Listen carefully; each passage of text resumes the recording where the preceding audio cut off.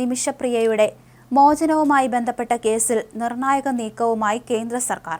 നിമിഷപ്രിയയുടെ മോചനത്തിനായി പുതിയ മധ്യസ്ഥനെ നിയോഗിച്ചതായും കാര്യമായ പുരോഗതിയുണ്ടാകുമെന്നും കേന്ദ്രം സുപ്രീം കോടതിയെ അറിയിച്ചു.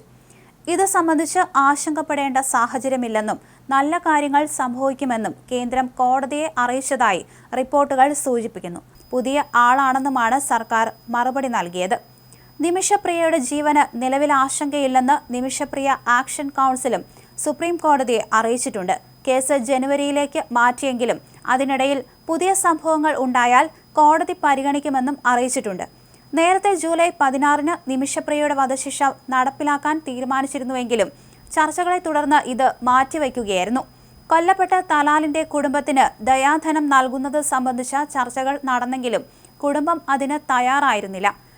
നിമിഷപ്രിയയുടെ മോചനത്തിനായി രാജ്യം ആവശ്യമായ എല്ലാ നടപടികളും സ്വീകരിക്കുമെന്ന ഉറച്ച നിലപാടാണ് കേന്ദ്രം കോടതിയിൽ വ്യക്തമാക്കിയത്. പുതിയ മധ്യസ്ഥനെ നിയോഗിച്ചത് വിഷയത്തിൽ സമഗ്രമായ ഇടപെടലിനും വിവിധ തലങ്ങളിലുള്ള ചർച്ചകൾക്കും വഴിയൊരുക്കുമെന്നാണ് പ്രതീക്ഷിക്കുന്നത്. യമനിലെ പ്രാദേശിക നിയമവ്യവസ്ഥയും ശിക്ഷാ നടപടികളും വളരെ സങ്കീർണമായതിനാൽ ഈ കേസിൽ മോചനം സാധ്യമാക്കാൻ സമയോചിതവും ഫലപ്രദവുമായ ഇടപെടലുകൾ അനിവാര്യമായിരുന്നു. കേന്ദ്ര സർക്കാർ നിയോഗിച്ച പുതിയ മധ്യസ്ഥന്റെ സാന്നിധ്യം ബന്ധപ്പെട്ട യമൻ അധികാരികളുമായി ആശയവിനിമയം നടത്താനും നിയമപരമായ തടസ്സങ്ങൾ നീക്കാനും നഷ്ടപരിഹാരവുമായി ബന്ധപ്പെട്ട കാര്യങ്ങളിൽ ധാരണയിലെത്താനും സഹായിക്കുമെന്നാണ് വിലയിരുത്തപ്പെടുന്നത്.